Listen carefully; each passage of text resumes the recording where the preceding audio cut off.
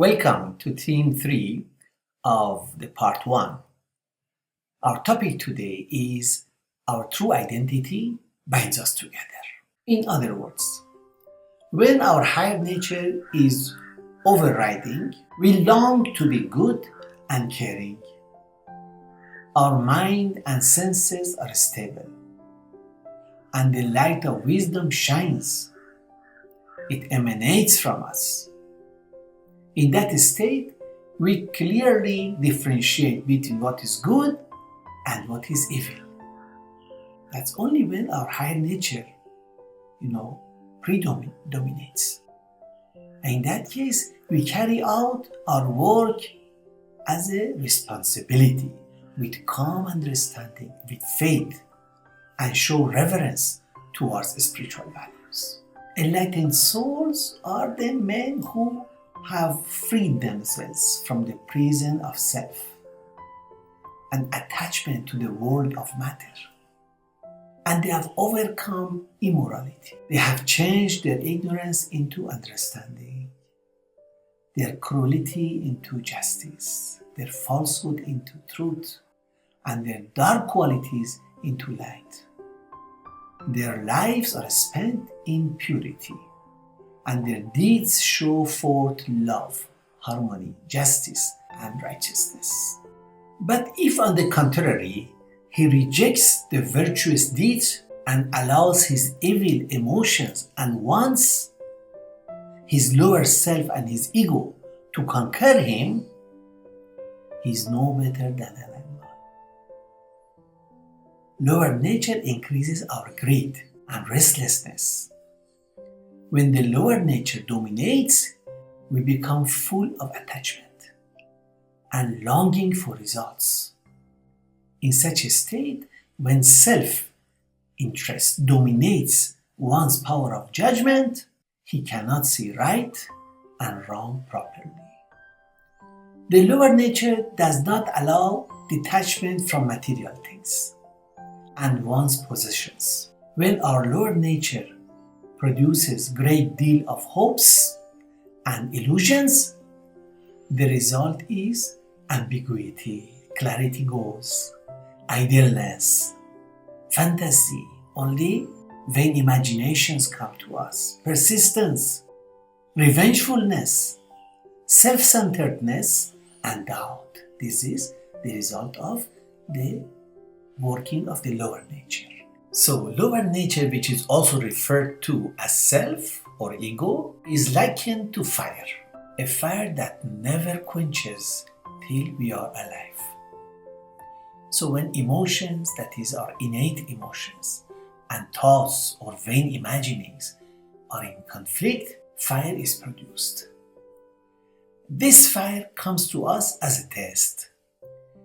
We are never safe or protected from test till we go to the next world. But the test, if we pass successfully, can build our spiritual muscles to face greater challenges and be protected from the destruction of fire. So, how do we build our spiritual muscles? That's the question. Now, in some traditions, you sacrifice animals to build your spiritual muscles, meaning for spiritual progress. But sacrificing animals is actually symbolic. It means sacrificing our animalistic nature, our self and ego. So the first quality that helps us become free from our self and ego is truthfulness, which is the foundation of all other virtues. So if we acquire truthfulness, other virtues can be developed. Truthfulness is a quality of our higher nature. We need to practice it to become free from the dictates of lower nature. We need to discuss truthfulness on some other occasion. So friends, our identity, that is our names and titles, positions, etc., is what society gives us. That is our outer identity. But it is temporary.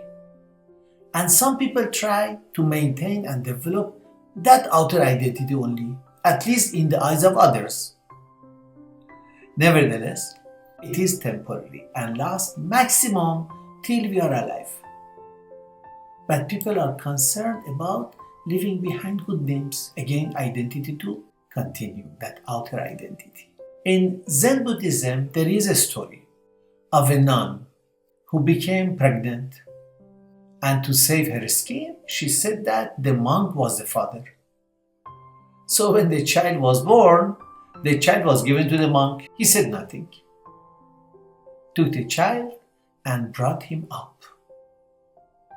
But when the child became a youth, the nun started repenting. And then she confessed that who was the actual father? It was not the monk. So the nun's parents went to the monk and apologized and took back the boy, the baby. The monk gave away the child without saying anything. So you see, neither accusing him for the wrongdoing nor apologizing and taking away the child affected the monk. So you enter the ocean, you come out dry. That is the absolute detachment. If we are free from both accusation and praise, neither accusation affects us, nor praise affects us, then we develop our higher nature. So we become independent. This is the noble nature that does not look for praise or name or fame.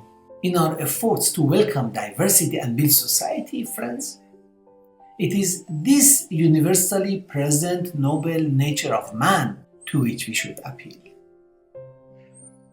All can become enlightened and reflect the nobility that is theirs by conquering their animalistic nature and following the suggestions of their higher nature, not the dictates of their lower nature.